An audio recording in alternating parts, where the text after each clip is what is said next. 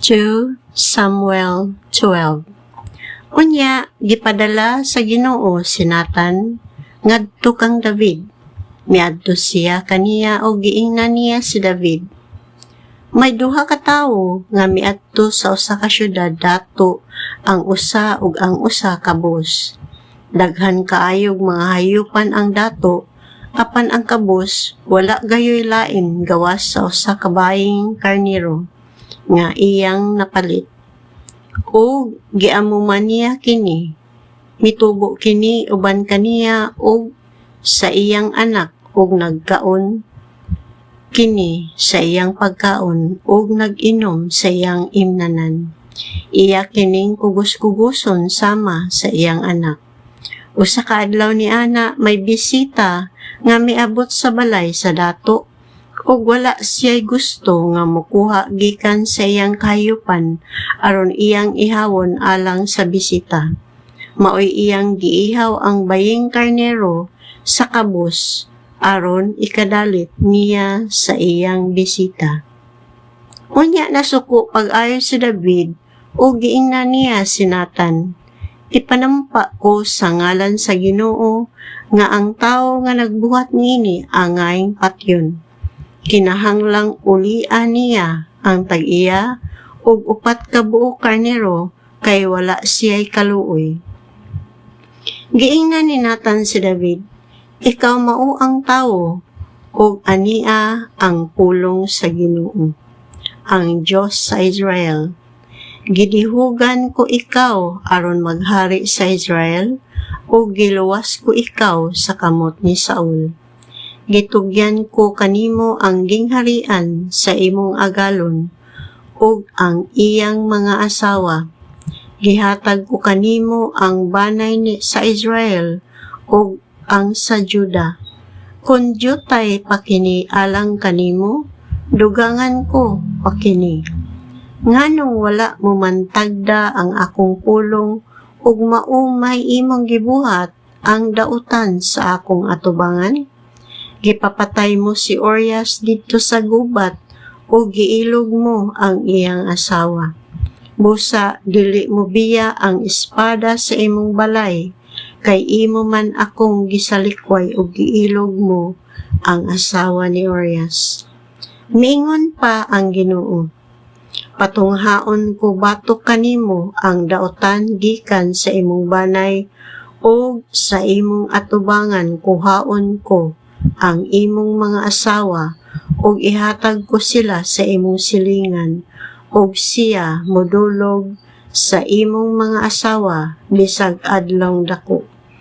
Imo kining gibuhat sa tago apan buhaton ko kini atubangan sa tibok Israel ug sa adlong dako. Mingon si David kang Nathan, nakasala ako sa Ginoo. O giingnan ni Nathan si David, ipasaylo ka sa Ginoo sa imong sala ug dili kaniya patyon. Apan kay pinaagi niining buhata, imo mang gipasipad-an ang Ginoo, mamatay ang bata nga natawo kanimo. Unya mipauli si Nathan sa ila. Gihatagan sa Ginoo o grabing sakit ang anak ni David sa asawa ni Urias. Busa, si David nagpakiluoy sa Dios tungod sa bata ug nagpuasa siya ug mihigda siya sa yuta sa tibok gabii. Ang mga kadagkuan miadto kaniya aron pagpatindog kaniya apan midumili siya ug wala siya mukaon uban kanila. Sa ikapito ka adlaw namatay ang bata. Nahadlok ang mga kadagkuan sa pagtaho kang David, may tungod sa kamatayon sa bata kay sila miingon man. Hibawin ninyo nga sa buhi pa ang bata, nakisulti kami kaniya apan wala siya mamati kanamo. Busa unsaon man namo pag-ingon nga patay na ang bata, tingalig maghikog siya. Apan sa pagkakita ni David nga naghunghunganay ang iyang mga kadagkuan, nasabot ni David nga namatay ang bata. Gipangutana ni David ang iyang mga kadagkuan, namatay ba ang bata? Mitubag sila, oo. Unya, mibangon si David og naligo.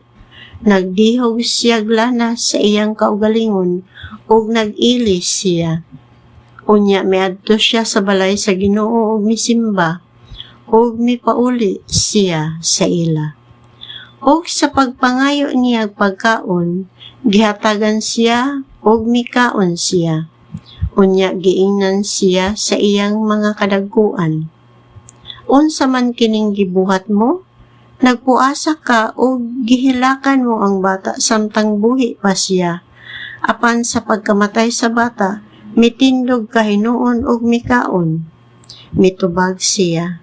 Samtang ang bata buhi pa, nagpuasa ako og naghilak kay giingnan ko ang akong kaugalingon. Kinsay nasayod nga pinaagi niini, kaluy-an ako sa Ginoo og buhion niya ang bata. Apan karon nga patay na siya, nganong magpuasa pa man ako?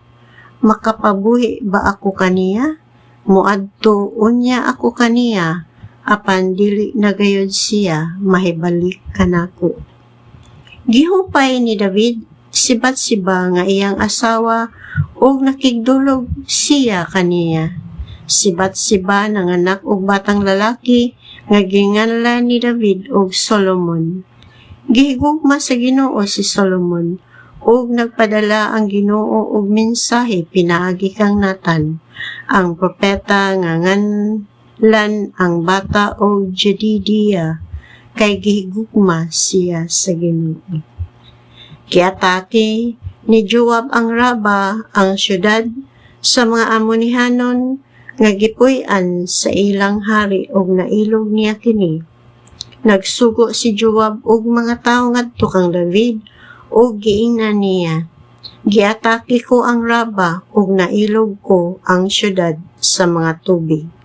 Busa tiguma karon ang nahabilin sa mga tawo og atakiha ang syudad og iluga kini, kay kundili ako'y muilog niini og hinganlan ko kini sa akong ngalan. Busa gitigom ni David ang mga tawo ug miadto siya sa Raba. Kini iyang giatake og nailog. Gikuha ni David gikan sa ulo sa Dios sa mga Amonihanon nga si Melcom, ang usa ka koronang bulawan nga may gibugaton nga mga 34 ka kilo ug may mahalong bato o gibutang niya kini sa iyang ulo. Nailog usab niya ang kabtangan sa syudad nga daghan kayo, o gidala niya ang mga tao sa syudad o sila gihimo niyang mga tigabas, tigbugwal o tigbugha, o iyang gipatrabaho sila sa pagbahanan sa mga tisa. Gibuhat niya kini sa tanang syudad sa mga Amonihanon. Unya si David o ang tanang katawhan mipauli sa Jerusalem.